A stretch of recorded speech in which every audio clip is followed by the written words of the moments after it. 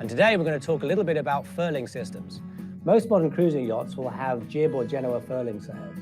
Some even have furling mainsails that go into the boom or into the mast. The jib furler is a very simple piece of equipment and usually robust enough to handle use in some of the worst weather. However, continuous use in stressful conditions will lead to excessive wear and ultimately gear failure, not to mention increasing the workload of the crew member designated to operate the system. Here are a couple of tips for ensuring your crew and equipment are not overly worked.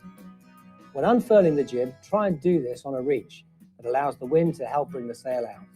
Keeping a little tension on the furling line will also reduce the risk of an override. This is where the furling line binds on itself and makes further unfurling difficult and furling away of the sail impossible without clearing the override. Keeping tension on the furling line by creating a little friction on a winch or around a cleat will make it a lot easier to control when you only want to partially pull out the sail on a breezy day.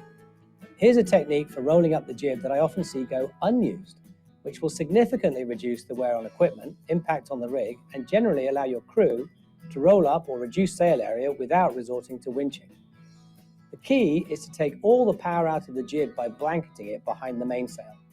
This is done by sailing the boat on a deep broad reach until you see the clew of the jib start to collapse behind the main. Once you've done this and the helmsperson has a steady course, it should be possible to start furling the jib with little effort.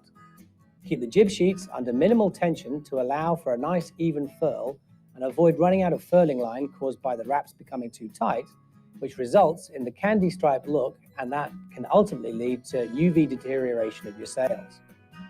Best of all, using minimal tension on your jib sheets causes no stress on your crew or equipment. It is a good policy to wrap 2 or 3 extra turns of the jib sheet around the furled sail in case of a sudden squall.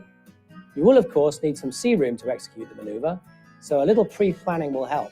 And don't worry that you had to let out the mainsail to turn downwind, as you can easily pull it back in as the boat is turned back up towards the wind.